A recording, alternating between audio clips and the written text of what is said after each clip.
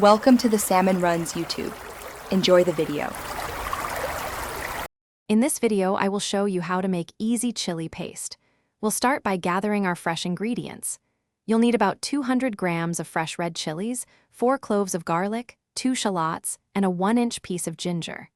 These form the aromatic foundation of our paste. Additionally, have on hand 2 tablespoons of cooking oil, 1 teaspoon of salt, and a half teaspoon of sugar to enhance the flavors. This simple combination creates a wonderfully versatile paste for many dishes. Now, let's prepare our ingredients for blending. First, roughly chop your red chilies, garlic, shallots, and ginger. This makes it much easier for your blender to process them into a smooth paste.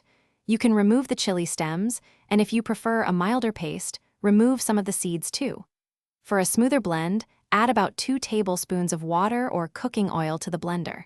This helps achieve that perfect, consistent texture we're looking for. Once blended, it's time to cook our chili paste to develop its deep flavors. Heat 2 tablespoons of cooking oil in a pan or wok over medium heat. Carefully add your blended chili mixture to the hot oil. Sauté the paste, stirring frequently, for about 10 to 15 minutes. You'll notice it becoming more fragrant and slightly darker in color as the moisture evaporates and the flavors meld beautifully. This cooking step is crucial for a rich, authentic taste. After cooking, let your delicious chili paste cool down completely. This is important before transferring it to an airtight container or jar.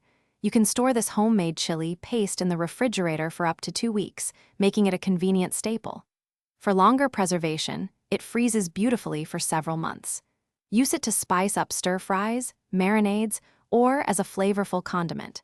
Enjoy the vibrant kick it adds to your favorite dishes. Thanks for watching. Consider subscribing if we helped you.